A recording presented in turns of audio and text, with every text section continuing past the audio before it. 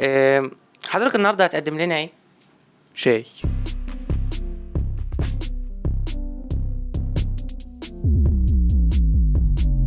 سيداتي وسادتي، اهلا بكم معانا في حلقه جديده من برنامجنا وبرنامجكم. معنا النهارده خبير الشاي الاستاذ المرموق الكبير جدا الاستاذ احمد. اهلا بيك يا استاذ احمد.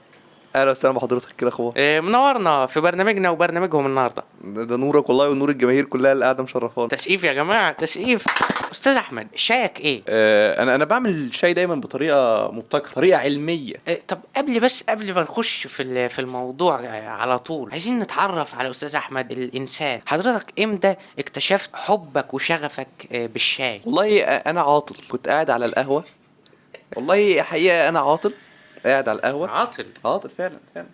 احسن كنت ناس. قاعد على القهوه، كانت قهوه جديده، لسه فاتحه جديده على اول شارعنا. اسمها ايه؟ فقلت الراجل هات كوبايه شاي، نزل لي كوبايه شاي. استطعمتها، اخدت كده اهو، اول بق اتلسعت، سخنه جدا. كنت بشرب شاي بطريقه غلط. حضرتك عارف. بس حضرتك النهارده اكيد هتقول لنا على الطريقه الصح. طبعا. كلنا النهارده هنستفيد طبعا يا جماعه. استاذ احمد، حابب تقول ايه؟ والله الشاي ده مزاج، يعني لو انت مش رايق ما تشربش شاي. هتشرب شاي وانت مش رايق، يبقى خلاص زي قلته، يشرب ميه سخنه. استاذ احمد، اتفضل ممكن تبص في الكاميرا؟ كده كويس. دلوقتي استاذ احمد هيقدم لنا اجود انواع الشاي، هيعمل لنا الشاي بكذا طريقه مميزه، ان شاء الله تستفيدوا معانا. شكرا يا استاذ احمد. شكرا جزيلا.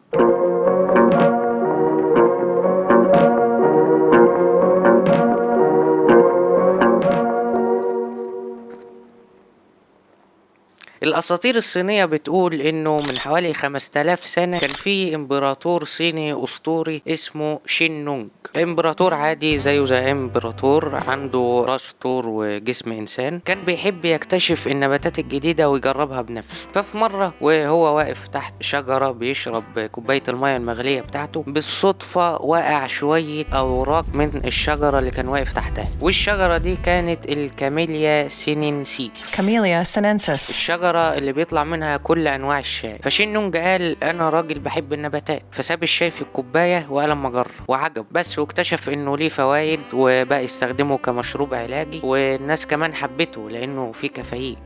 طبعا الامبراطور ده مات متسمم لانه في مره حب يجرب نبات جديد، بس لسوء حظه النبات ده كان سام وموته.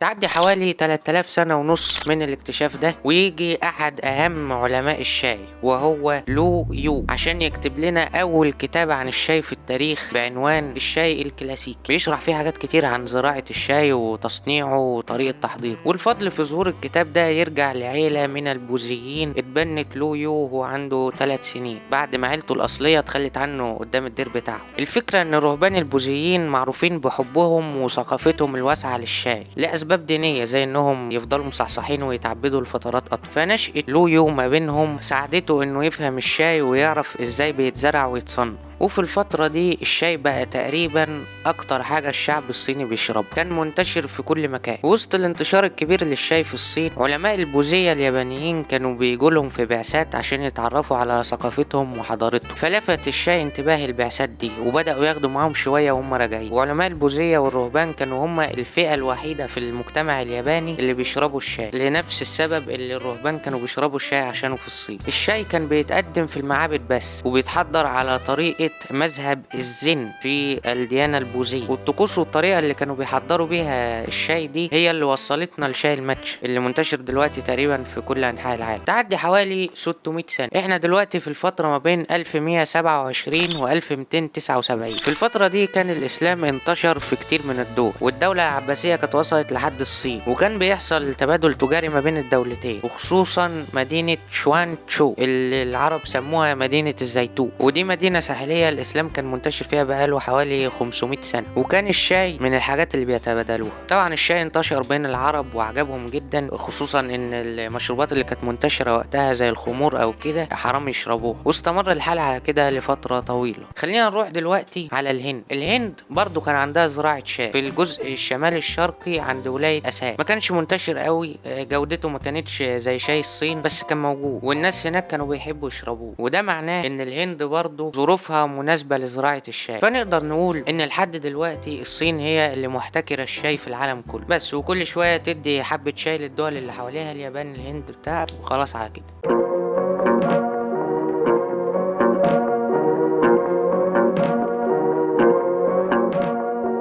في اليابان في واحد اسمه سين نو ريكيو، اتولد في عيلة تجارية في مدينة ساكاي الساحلية، وبما انه في مدينة ساحلية فكان بيستقبل الشاي وبيتدرب على طريقة تصنيعه وتحضيره، وكان عنده فلسفة وهي الجمال الذي يمكن لمسه في أبسط الأشياء، ودي كانت متاخدة من مذهب الزن اللي اليابانيين كانوا بيتبعوه في طريقة تحضيرهم لشاي الماتش. الراجل ده جت في دماغه فكرة حلوة، قالك طالما أنا راجل بيفهم في الشاي أوي كده، والشاي ده مشروب لذيذ وبيعجب أي حد بيشربه، أنا أعمل بيت مخصص لشرب الشاي. وكان عايز يخلي بيت الشاي ده بيتبع فلسفته، فعمل مكان بسيط مهيأ كده لأن اللي يخش كده في حالة روحانية ويفصل عن العالم، يستمتع بشرب الشاي. الدخول هيكون من باب صغير بيجبر اللي داخل انه يدخل زاحف على ركبته عشان يهيئه لحالة البساطة المطلوب، وهيخش بس يقعد على الارض في اوضة بتاخد شخصين بالكتير قوي، ويقعد يشرب الشاي المجهز بعناية ويستمتع. وانتشرت بعدها فكرة بيوت الشاي وناس كتير قلدته، والشاي بقى مشروب شعبي وانتشر بين كل الناس. وفي سنة 1516 البرتغاليين كانوا اكتشفوا طريق في البحر وصلوا منه للصين، ولما وصلوا للصين اتعرفوا عليهم واكيد على مشروبهم المفضل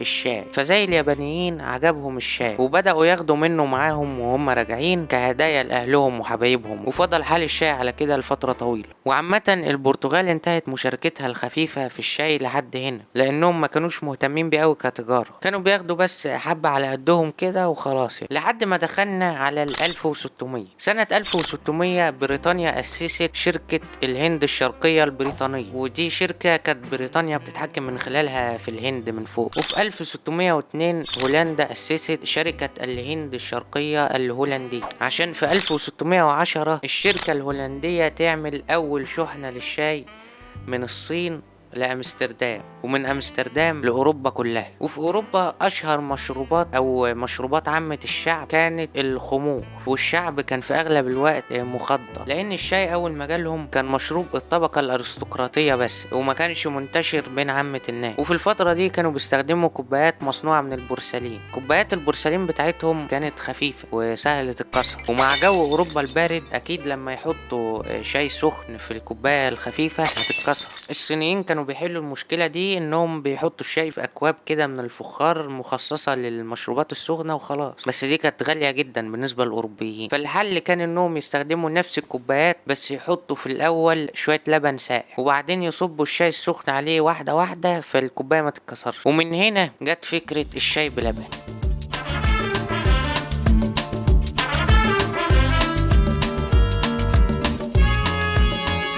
شوية كده والقهوة دخلت أوروبا على 1650، والقهاوي بدأت تنتشر ما بين الناس، بس ما كانتش قهوة بمعنى القهوة اللي احنا عارفينها بالشكل الحالي، كانت فعلا بيت لشرب القهوة زي كده بيت الشاي بتاع سينو ريكيو بتاع اليابان، بس طبعا من غير الفلسفة، ما كانش فيه بقى فلسفة ولا الجمال في أبسط الأشياء والحاجات دي. والقهوة بقت هي مشروب عامة الشعب، وده شيء فادهم كتير، لأن الشعب بدل ما كان قاعد طول النهار بيشرب خمور دلوقتي بقى بيشرب قهوة، والقهوة بتفوق وفيها كافيين. وفي نفس الوقت كان الشاي انتشر اكتر شويه، وبرضه لسه ما وصلش لمرحله انه يبقى مشروب عامه الشعب. بس الوضع ده اتغير في سنه 1662 لما الملك تشارلز الثاني اتجوز الملكه كاثرين. الملكه كاثرين كانت برتغاليه، والبرتغال اول دوله اوروبيه وصلها الشاي، وبالتالي في وقتها هي اكتر دوله الشاي منتشر فيها. وبالتالي الملكه كاثرين لما جت من البرتغال لبريطانيا جت بالشاي بتاعها، فرد الفعل الطبيعي بتاعت عامه الشعب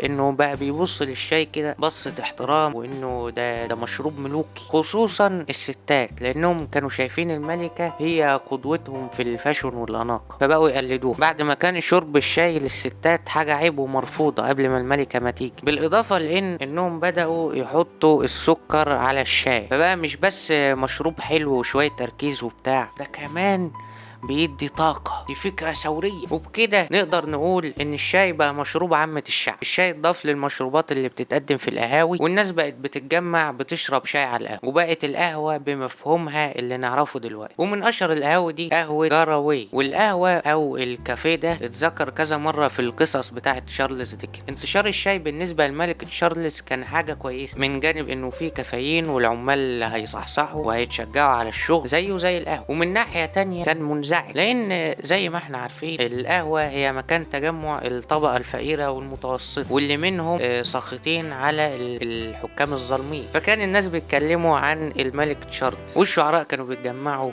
ويلقوا اشعارهم اللي بتنتقد النظام. وده اكيد خلى الملك تشارلز يتضايق ويصدر قرار بمنع القهاوي. بس اصحاب القهاوي كان ليهم نفوذ شويه في الوقت ده، فالملك تشارلز لم الموضوع وتراجع عن قراراته.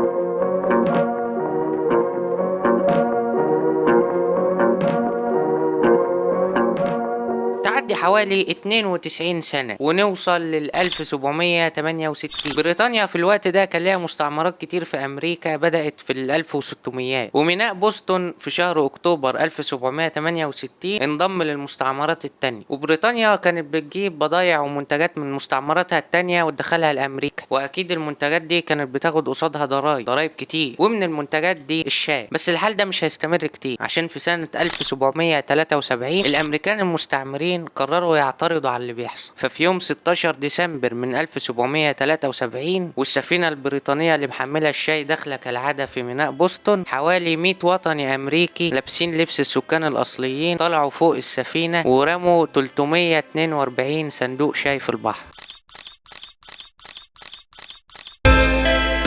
On this fateful night, Samuel Adams and the Sons of Liberty dumped more than 300 crates of tea into the harbor.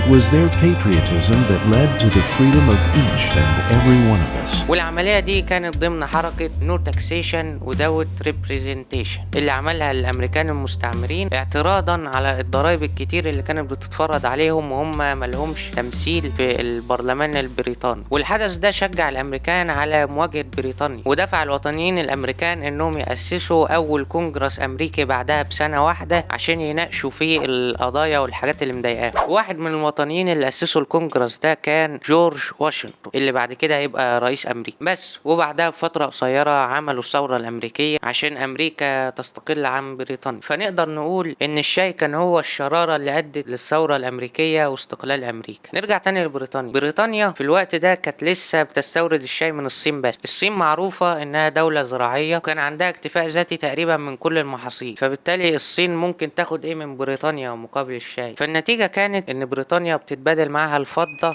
مقابل الشاي، وفضل الحال على كده حوالي قرنين ونص، وبريطانيا مش لاقيه حل لموضوع الشاي اللي بياخدوه مقابل الفضة. فجم على سنة 1820 وقال لك بس مش الصينيين دول بتوع نباتات وعلاج بالشاي والحاجات الغريبة بتاعتهم، احنا نبادل الشاي بنباتات تانية. بس ايه الذكاء ده؟ ما هم عندهم اكتفاء ذاتي من كل النباتات، بس ناقصهم نبات واحد، الافيون. فتبدا بريطانيا تسوقه لهم على اساس انه نبات جديد مفيد جدا وبيعالج الامراض، لانه بيخلي اللي ياخده مش حاسس بحاجه. وبما ان الهند كانت تبع بريطانيا فكانوا بيزرعوا الافيون فيها وبيصدروه للصين، والشعب الصيني عجبوا الافيون.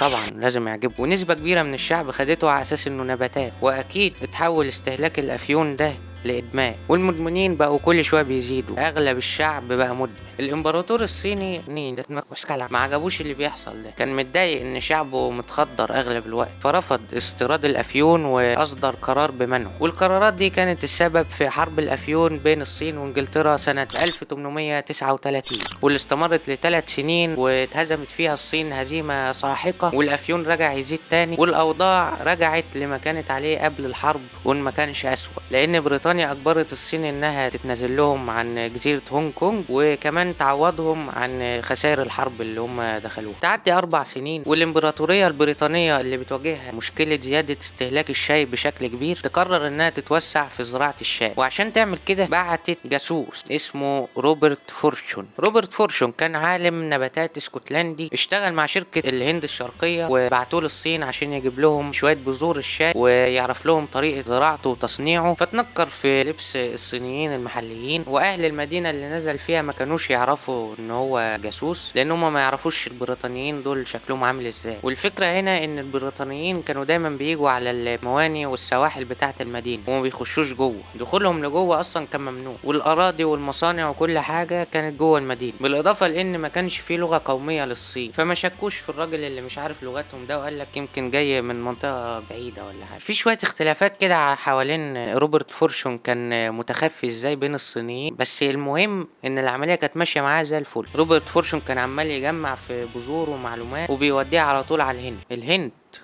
اللي مناخها برضو حلو وتربتها حلوة، وغير كده تبع بريطانيا وممكن يزرعوا فيها الشاي ويوسعوا انتاجهم. فبفضل مجهودات روبرت فورتشون الهند في وقتها بقت اكبر دولة منتجة للشاي في العالم.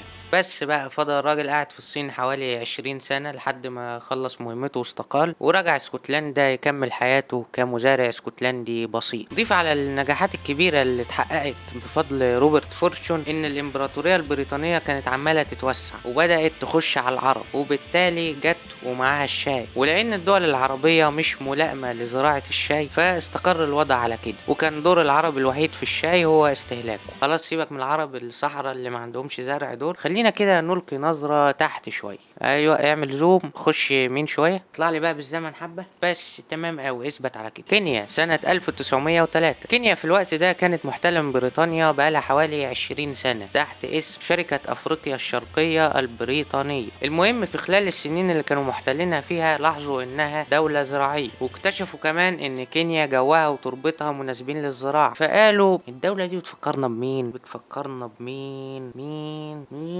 الهند بس. واكتشفوا ان ممكن يزرعوا فيها الشاي، جابوا البذور من الهند على كينيا وبدأ الشغل، وكينيا بقت من اكبر الدول المنتجة للشاي. وبعد ما لقوا الموضوع ناجح وبيكسب، زراعة الشاي انتشرت في باقي الدول القريبة لكينيا اللي كانت برضو في شرق افريقيا تحت نفس الاحتلال، زي اوغندا وتنزانيا وغيرهم.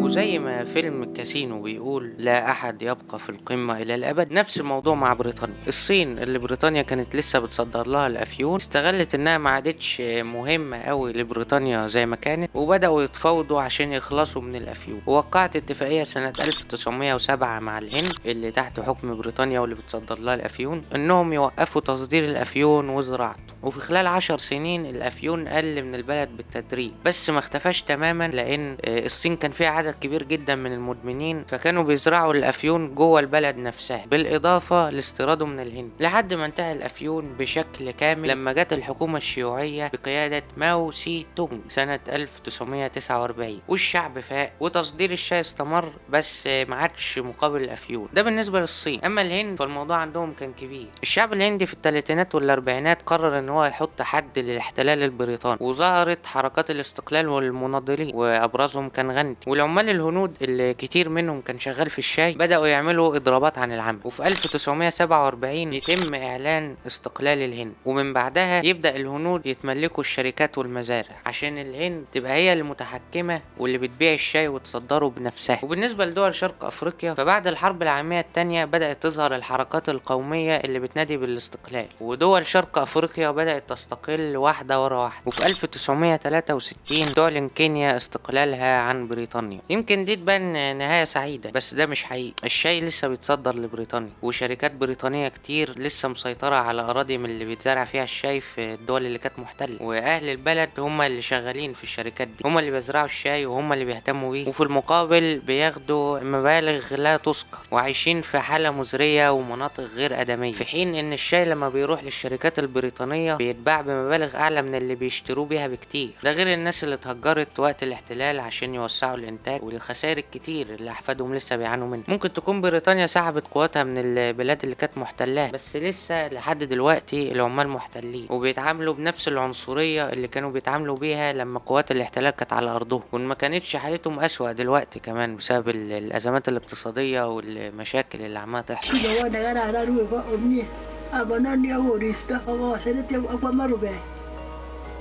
Peter says they have not seen success in court in nearly 20 years, but he continues to tell his story in hopes that he and his community will finally get reparations for the land they lost and the abuses they endured.